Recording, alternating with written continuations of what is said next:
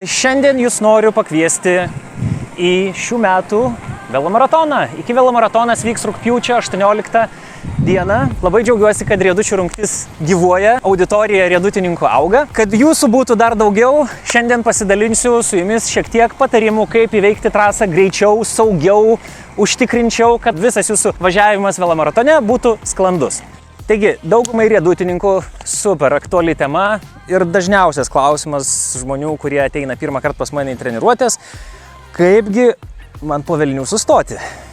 Pradžiai būtų turbūt elementarus dalykas kaip griuvimas. Griuvimas tai irgi yra stabdymas. Teisingai nugriūti reikia sugebėti. Jeigu jūs prarandate pusiausvyrą, ką jūs tikrai darysite intuityviai, jeigu esat pradedantysis, jūs iš karto išsitiesite ir bandysit čia kažkur kažko už savęs ieškoti kažkokių atramos taškų, jų tenais nėra, jūs griūsit atbulom. Tam, kad nugriūtumėt saugiai, jūs turite griūti į priekį. Į priekį tai reiškia pirmin, ant jūsų delnų, ant jūsų kelių, jūs turėtumėt būti su apsaugomis. Kitas variantas gero griuvimo tai yra griuvimas į šoną, atsisėdam štai į tokią kaip undinėlės pozą. Tai irgi yra geras griuvimas, nes šiuo atveju jūs nugriūnate ant sėdmens raumens, tai yra minkštas audinys, kuris tiesiog sugers nusileidimo jėgą ir jūs minkštai atsisėsite. Iš principo jūs turėtumėt visą laiką galvoti, kad jūs turite atsidurti kuo arčiau žemės, kad tas nusileidimas būtų kuo švelnesnis su kuo mažesniu smūgiu. Tai jūs galite tiesiog tūpti žemyn, pasigauti žemę štai taip, vienu keliu pritūpti, o ant kito riedučio bandyti išsilaikyti. Praradot pusiausvyrą, pirmas dalykas, jūs tiesiog tupėt žemyn, o toliau kaip gausis. Ar ant kelio, ar į undinėlės poziciją, ar į priekį, visi šie būdai bus daug kartų geresni, negu nugriūti atbulomis. Kągi dar jūs galėtumėt lengvai išmokti, pas jūs ant dešinės kojos kulna esantį stabdį. Šiuo atveju matot, pas mane jo nėra. Šis stabdis yra iš tikrųjų labai geras, labai efektyvus. Žmonės jį peikia dėl to, kad, sakykime, daro techninės klaidas ir neteisingai jį naudoja. Jūs turite būti sulenktom kojom, įtupime, pasistumti dešinę koją į priekį. Šiuo atveju jūsų svoris liks, pasisuksiu štai taip, kad matytumėt, lieka čia ant kairės galinės kojos, dešinė koja išvažiuoja į priekį ir pradedat pirštus kelti į dangų. Tokiu atveju guma esanti ant kulninio stabdžio įsirėžia į asfaltą ir jūs pradedat stabdyti. Jeigu stabdysit štai čia, tiesiai po savimi, tai faktas, kad jūs negalėsit gumos gerai įspausti. Kitas dalykas, jeigu stabdysit kažkur štai taip šone, tai tiesiog važiuosit, šone pastabdysit ir jūs susuks ir išvažiuosit į kokį nors dilgėlyną. Taigi pirmųjų jūsų išvažiavimų stabdymo draugas yra būtent kulninis stabdžiukas. Kitas stabdymo būdas, kurį iš principo nėra sunku išmokti ir kuris yra labai artimas daugumai slidininkų. Techniškai nėra labai sudėtingas stabdymas, bet fiziškai jisai gana nemažai reikalaujantis pastangų. Tai visa technika yra tokia, kad jūs prisėdat, kojos išsižergia plačiai ir kulnai pasisuka, išsiverčia tiesiog į išorinę pusę. Kasgi šiuo atveju įvyksta, jūsų ratukai pradeda skersuotis jūsų judėjimo krypčiai. Tai yra plūgelis arba pizza stopas vadinamas. Tai yra labai geras būdas susimažinti greitį. Tarkim, jeigu jūs leidžiatės nuo kažkokio tai kalniuko, tai tiesiog galite susimažinti arba pakontroliuoti savo greitį.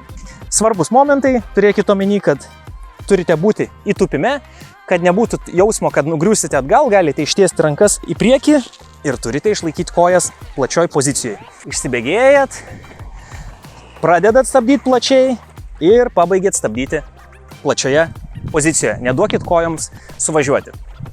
Kitas stabdymo būdas, labai artimas ką tik matytam plūgui, tai yra toks kaip pingvino žingsniukai. Pozicija jūsų yra gana panaši, kojos išeina plačiau ir jūs tiesiog skersai pasistatot kojas, jūs po truputį užkertat kojas skersai priešai save, taip susimažindami greitį iki tol, pakol pilnai sustosite. Tai tikrai efektyvus stabdis, jisai pakankamai gerai mažina jūsų greitį, tai jūs jį galite daugybėje sąlygų aplinkybių labai sėkmingai panaudoti. Sekantis stabdymo būdas ir, sakykime, daugelio pradedančių riedutininkų tokia kaip siekiamybė, tai breikas arba stabdymas T forma. Su šituo stabdžiu nereiktų labai stipriai paskubėti, nes tam, kad efektyviai galėtumėt su šiuo stabdžiu darbuotis, pirmas dalykas, jūs turite balansuoti ant vienos kojos absoliučiai laisvai.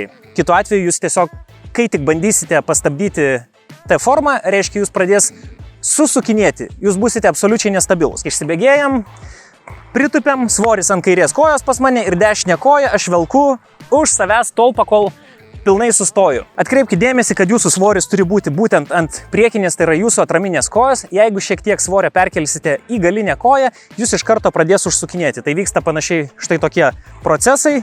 Susuka, kas yra labai nestabilu. Kitas variantas, kas gali įvykti, jeigu pradėsite spausti galinę koją, jinai tiesiog štai čia grįš atgal. Panašus stabdymas kaip ir T-breikas gali būti vadinamas saulas, tai reiškia, jūs stabdote iškišus koją šiek tiek į priekį, jūsų apkrova, visa svoris pereina, šiuo atveju man ant kairės yra patogiau, tai pas mane bus ant kairės, dešinė koja išlenda štai čia į priekį, jinai šiek tiek skersuojasi mano judėjimo krypčiai. Šitas stabdymas, sakykime, gal pradžioj būtų šiek tiek patogiau ir lengviau mokintis, kai yra vos drėgna danga, turėsite tokį praslydimą ir neužkirtinės priekinės kojos. Visas šis stabdymas atrodo taip, kad šiek tiek įsibėgėjom, pritupėm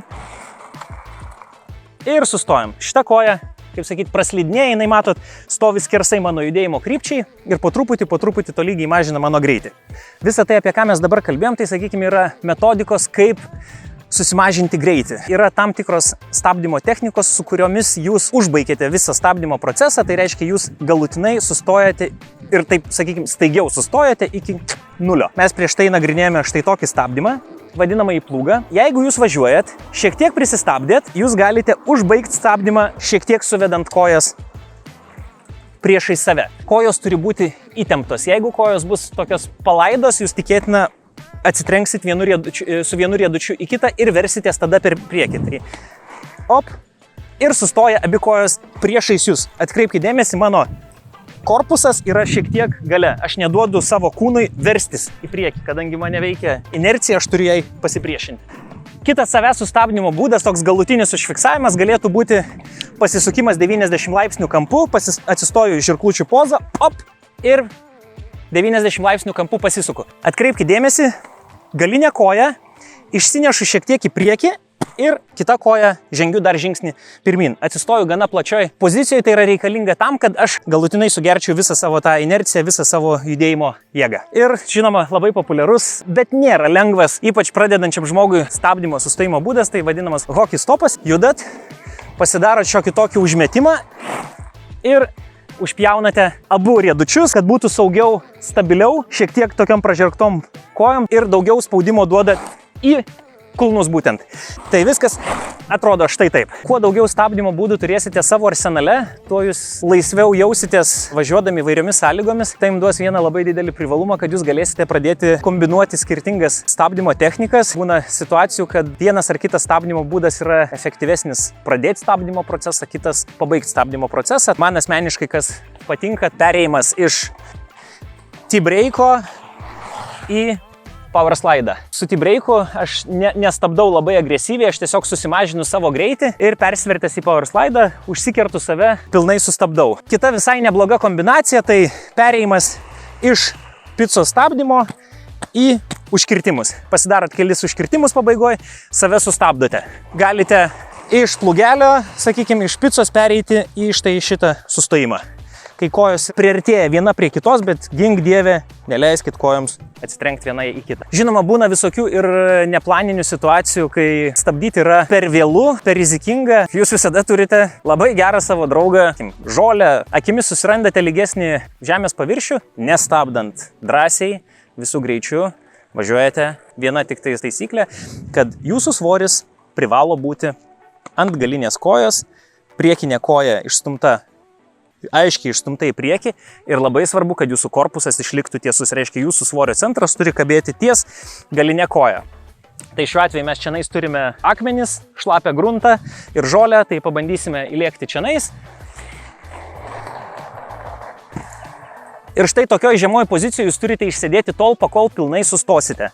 Kai sustojot, atsitėsėt ir keliaujat toliau savo reikalais. Toksai stabdymas padės jums išvengti skaudžių avarijų, kai alternatyvus būdas būtų stabdyti kitus žmonės, kas yra blogai, stabdyti kažkokius kietus objektus. Mes šiuo atveju turime pakankamai lygų paviršių nuo asfalto link žolės, yra šiek tiek perkritimas kelių centimetrų į apačią, bet būna žinoma situacijų. Čia turime ne perkritimą žemyn, o čia turime bortelį. Ką jūs galite pasidaryti, jeigu jums reikia išvažiuoti, iššokti gruntą, žolę, kurie yra aukščiau asfalto lygio. Tiesiog paimsime ir paprastuoju būdu iššoksime. Mūsų riedučiai sminga ir mes pradedam bėgti. Greičiausiai tai pasibaigtų griuvimu ant pilvo ir prisemta pilna burna grunto. Tai kad nebūtų tokių nemalonių, sakykime, patirčių, ką jūs galite pasidaryti, atvažiuojate link grunto, pritupėt, šokat skersai.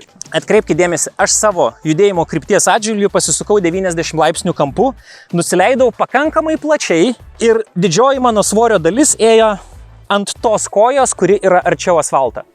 Dėl ko taip įvyko, aš leidausi ant šitos kojos, bet iš inercijos mane šiek tiek mestelėjo į tą pusę. Tai aš suamortizuoju savo jėgą, savo judėjimo tą greitį, sakykime, suvalgau ir stabiliai ant plačių kojų nusileidžiu. Apie skirtingas stabdymo technikas šiam kartui tiek.